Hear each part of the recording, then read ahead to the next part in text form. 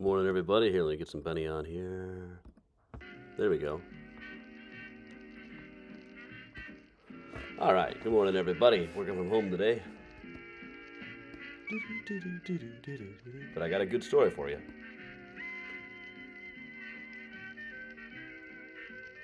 Morning, Chris. All right, we're working proper.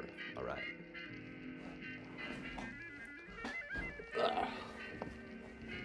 Let me then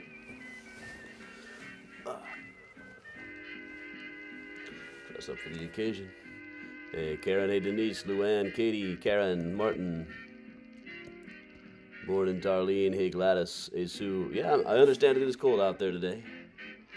Haven't gotten far enough to worry about it yet. Hey, Gladys. Hey, Marita, Diane, Darlene, Gladys. I'm down like 6 different rabbit holes at once. If we drank every time I said the word rabbit hole to myself today, we would all be just smashed. Dodging a divorcee, the first number. Benny Goodman and his orchestra. Morning, Wendy. Morning, Gene. Hey, Kathy. Hey, Steven. Over on YouTube. Hey, Dad. Hey, Todd on Twitch. Welcome along, everybody. I thought about just spending all day at the cemetery today, putting this tour together, etc., etc.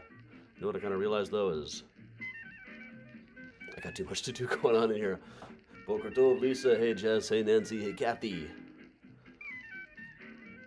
I found one hell of a news story for the Hawk thing yesterday, just reading through. Found like one stray name mentioned, looked that up, and found like 9 different stories. I'll tell you all about it in a minute. Hey, Lynn. Those of you on the Patreon, you can pretty much be following along on the Hawk and Holmes tier. You can follow along as this book is put together. Hey, Becky. Hey, Laura. I thought I had everything I needed from the microfilm room, and nope, I found some more stuff. Hey, Elaine, sorry to hear that.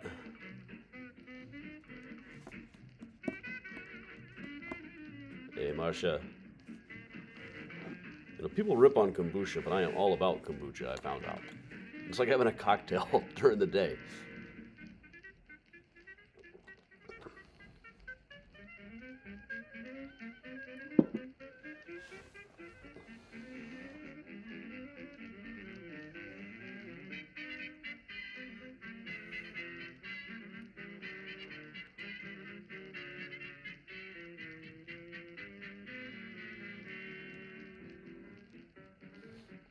Well, hey, Katie, I just hope we didn't get too much of your money.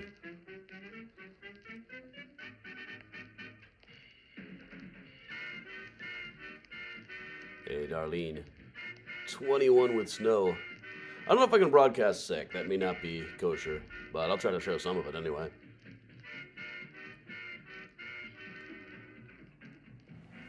May very well be that I'll just be freezing by the time we get there.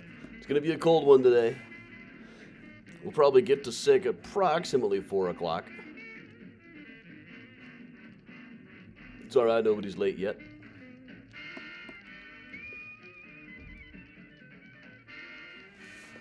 Let me see if I can just move something over here.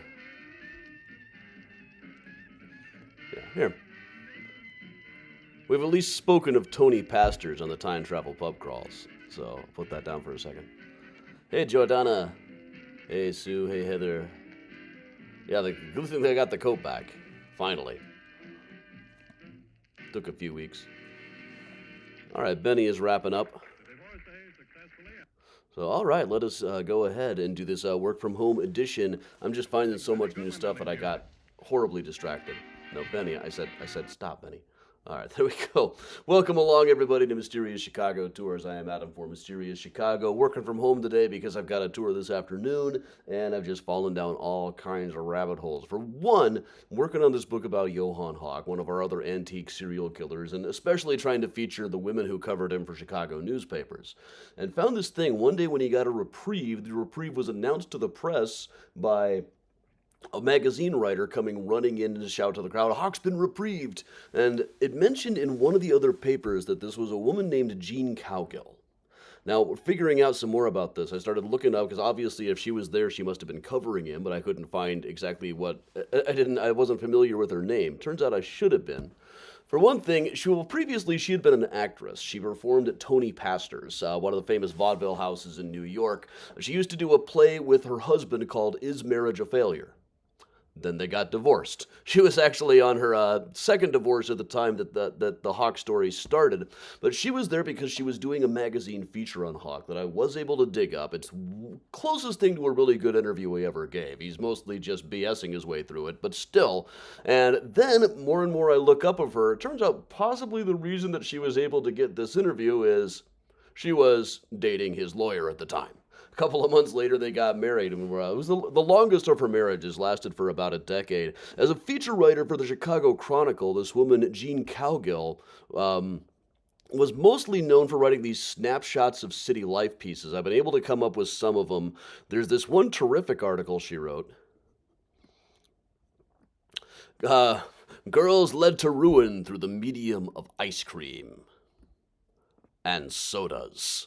Now, the whole thrust of the article is, never let your daughter go to an ice cream parlor. She also had similar articles about dances. I need to hit the microfilm room because I know she did write one about Chinese restaurants, but I can't find the text of it.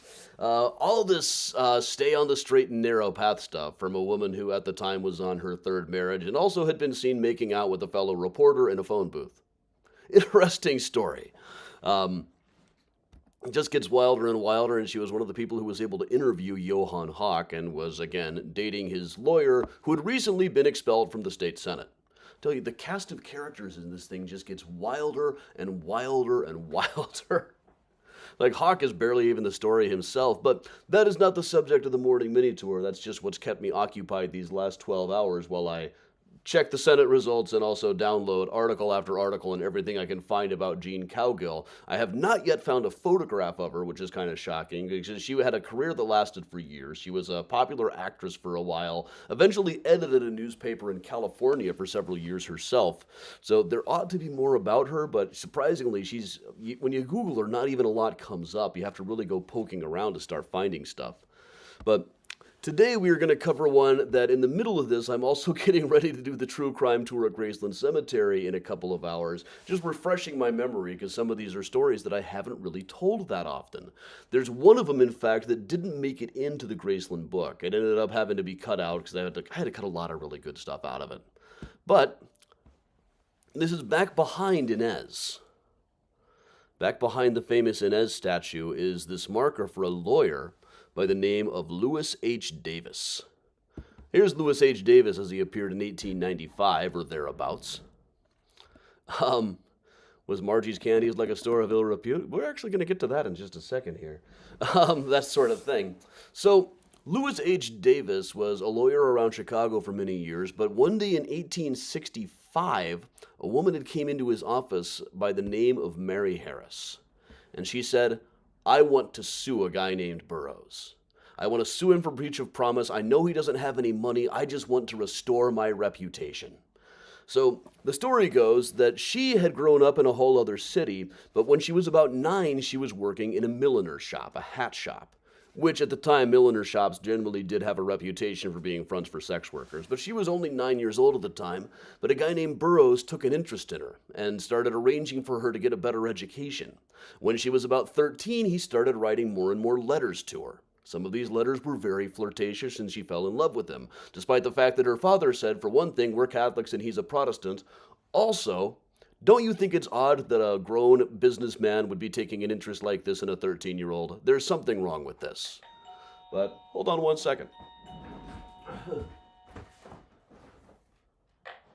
Thanks, you can leave it there. Yeah, good morning. How are you today? I'm all right. What's going on? Yes, I'm just bringing good news to everyone today, and I have a question to ask you. Do you think the time will come where we will live in unhappiness upon the earth?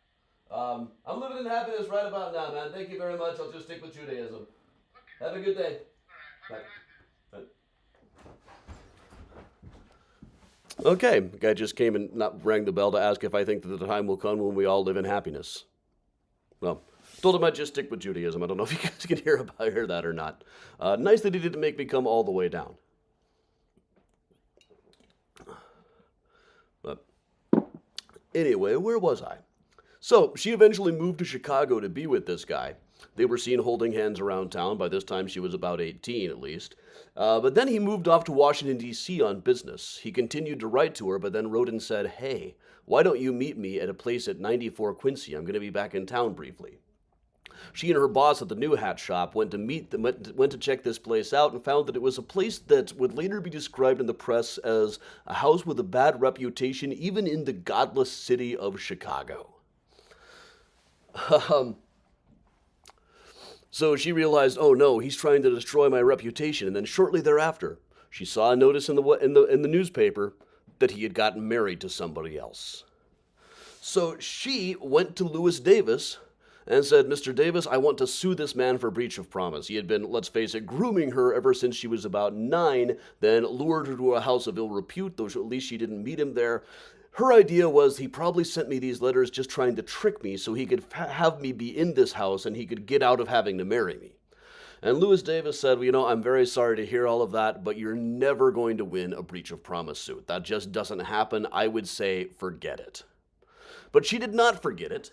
She instead got herself a pistol and went to Washington, D.C., where he was working as a clerk in the Secretary of the Treasury's office, and there she shot him to death. And this is a very interesting piece of front page news. This is an issue of Frank Leslie's Illustrated newspaper, the biggest illustrated periodical of the time. Now, the real headline this month, February of 1865, the headline is about the 13th Amendment, the new amendment outlawing slavery.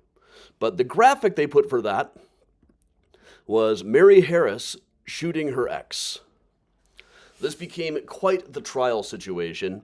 It was the defense didn't dispute any of the events. They did not dispute that she had shot him, but said that after she found out that he was married, first she began experiencing for the first time really painful periods, and that those periods had driven her to temporary insanity, under which she shot the guy.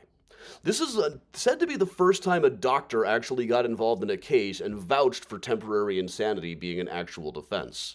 And she was in fact acquitted. Some people noted that at the same time another Mary Surratt, was on trial at the same time as this trial. She was the woman who had kept the house where John Wilkes Booth and the other conspirators met plotting all their assassinations.